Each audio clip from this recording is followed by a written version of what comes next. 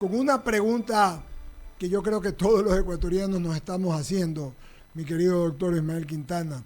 Esta mayoría que se inventaron un álgebra de Baldor, que de 5 dicen que 2 es la mayoría y no 3, ahora extienden el periodo sin evaluación a los jueces de la Corte Constitucional, perdón, de la Corte Nacional a los 7 hasta el 2030.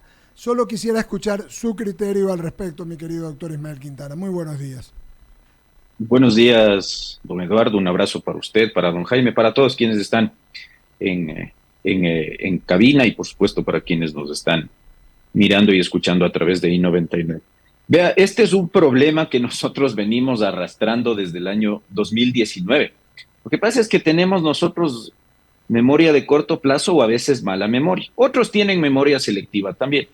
Pero yo no me olvido que eh, el Consejo de la Judicatura, presidido por María del Carmen Maldonado, esta jueza que en su momento fue un alfil del correísmo en la Corte Constitucional, recordarán ustedes, y que luego pasó a presidir el Consejo de la Judicatura, eh, removió 14 jueces luego de un proceso de una supuesta evaluación a la Corte Nacional de Justicia en el año 2019, eh, que afortunadamente, aunque no con el rigor que se requería, fue luego declarado inconstitucional por parte de esta Corte Constitucional, precisamente con el señalamiento de que esa evaluación, y a eso quería ir con esto, rompía la disposición constitucional y el esquema constitucional de periodo fijo de 9 años de la Corte Nacional de Justicia, con un esquema de renovación parcial por tercios cada tres años. Entonces la Corte declaró la inconstitucionalidad de ese proceso a la señora Maldonado y su mayoría en ese momento,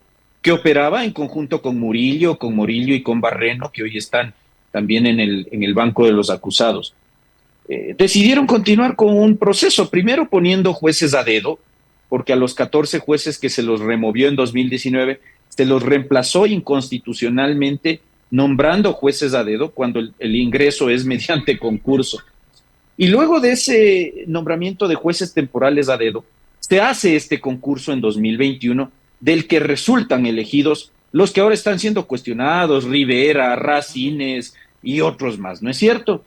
Y en esa resolución, la 008-2021, aprobada por si acaso no por este Consejo de la Judicatura, vuelvo a insistir, por el Consejo de la Judicatura, ya en ese momento presidido por Maldonado, y que luego lo sucedió en la presidencia el señor Murillo. Y deciden poner ahí arbitrariamente a los jueces nombrados. Originalmente eran 16 o 17 vacantes, terminan nombrando sin razón alguna solamente a 9, dejaron vacantes siete cargos ahí. Y resulta que ahí, sin tener fundamento jurídico, otorgaron a unos un periodo de 9 años, a otros de 6 y a otros de 3, sobre la base del puntaje obtenido en el concurso. Bueno, ya eso era irregular, porque insisto, nosotros teníamos, desde la disposición 23ª del régimen transitorio de la Constitución, un sistema establecido para el proceso de renovación parcial por tercios de la Corte Nacional de Justicia. ¿Qué dice la disposición 23ª del régimen transitorio? Que para la primera Corte Nacional de Justicia se establece este sistema de renovación parcial por tercios, y que a los 3 primeros años de funciones de esa Corte, el Consejo de la Judicatura tenía que hacer un proceso de evaluación a los 21 jueces para efectos de determinar cuál era el primer tercio que se iba al cabo de los 3 primeros años, el segundo tercio mejor evaluado a los 6 años, y los mejor puntuados en esa evaluación cumplirían un periodo de 9 años. La Corte Nacional de Justicia, esta Corte, fue originalmente nombrada en el año 2012, en el gobierno de Correa. Fue parcialmente renovada en el año 2015, siguiendo el esquema previsto en la 23ª disposición del régimen transitorio. Pero cuando llega Maldonado se rompió este orden. Esta Corte Nacional de Justicia debía cesar en funciones ya o terminar su periodo fijo de 9 años en 2021. Pero resulta que con esa inconstitucional evaluación de 2019 nos han metido en este enredo, porque hay jueces que están desde 2015, hay otros que entraron en 2018, hay otros que fueron nombrados temporales y que continúan en calidad de temporales, hay otros como Rivera, Macías y otros que fueron nombrados en 2021, y ahora la cereza del pastel es que el señor Terán, con su mayoría de 2, ha resuelto nuevamente en una sesión de esas que les gusta, ¿no? A la medianoche, un tanto atropellada, tomar la decisión sin fundamento jurídico alguno de extender el periodo a 9 años a jueces que fueron nombrados en 2021 y que por efectos de la disposición general primera del Código Orgánico de la Función Judicial, vigente desde 2020, es decir, antes del proceso del entre comillas concurso, estos jueces que fueron nombrados en 2021 entraban para reemplazar a los cesados en 2019 para efectos de completar los periodos que les correspondía. Eso dice la disposición general primera, que se la han pasado nomás por el foro. Pero bueno, vamos frente al Consejo de la Judicatura, que hoy presidido por Terán, continúa el arrastre de las irregularidades que en su momento se cometieron en la presidencia de Maldonado y que se continuaron en la presidencia que no fue tan fugaz del señor Murillo. Por eso a mí no me gusta esto de que el análisis de las conductas de este Consejo de la Judicatura se las haga aisladamente.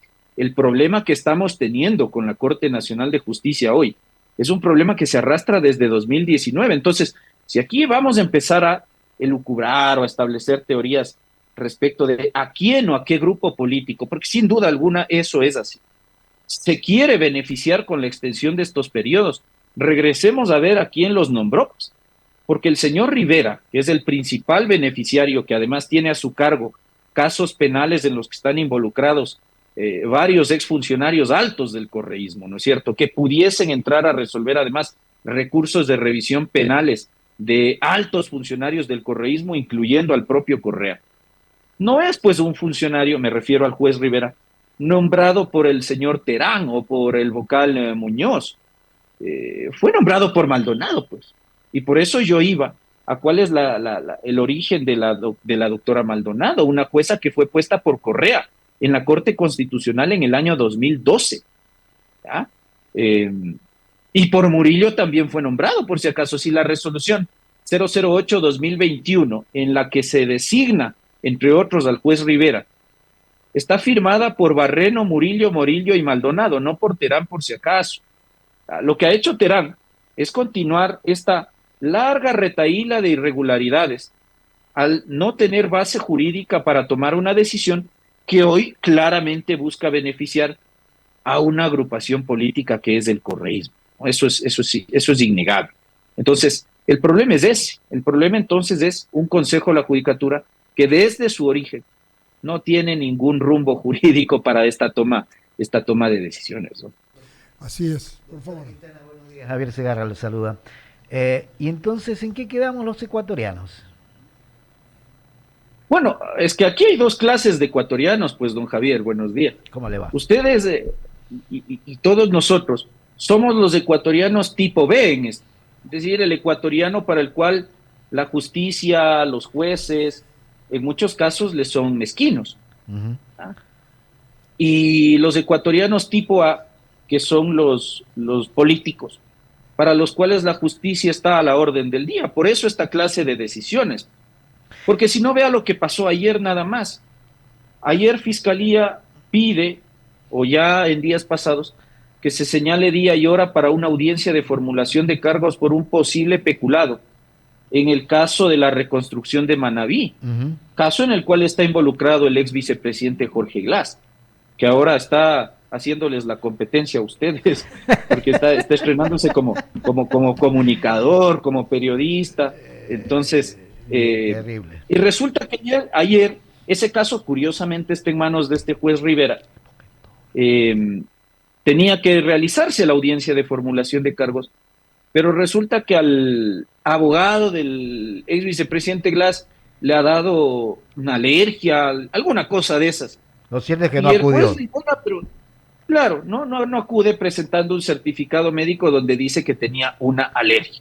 Como si las alergias ahora no se pudiesen tratar con un Alerced, un Aloratadino, cualquiera de esas cosas. Pero bueno, presenta ese certificado. Y el juez Rivera dice, sí, vamos a diferir la audiencia porque el señor tiene granitos en la cara. Eso no nos pasa al resto de abogados y justiciables, pues esos privilegios no tenemos. Claro. Si yo como abogado no me presento a una audiencia, me expongo a que el Consejo de la Judicatura, por decisión del juez, me imponga una multa nada más. Entonces a eso voy con los ecuatorianos tipo A y ecuatorianos tipo B, porque los jueces, como este juez Rivera, que claramente en otras decisiones ya han favorecido al correísmo, obran con laxitud y con magnanimidad en esta clase de casos. Al de a pie no, pues. Si es que el abogado de un triste y pobre ciudadano de a pie No se acude. atrasa a una audiencia, o peor aún, no acude, se cae el mundo. Increíble. Así que eso es lo que hay que desterrar, Sin duda. eso es lo que hay que condenar, pero para hacer eso hay que limpiar todo este putrefacto Consejo de la Judicatura que nos está...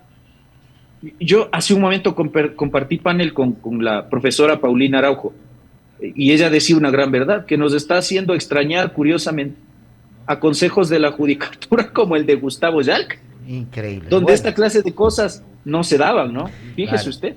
Doctor Quintana, agradecerle por haber estado con nosotros a esta hora de la mañana. Buen día. Un abrazo, mis queridos amigos, Muchas y buenos gracias, días. doctor. Gracias, el doctor Ismael Quintana. Muy claro en ese Muy sentido. claro. Eso es lo que somos y lo decíamos muy temprano.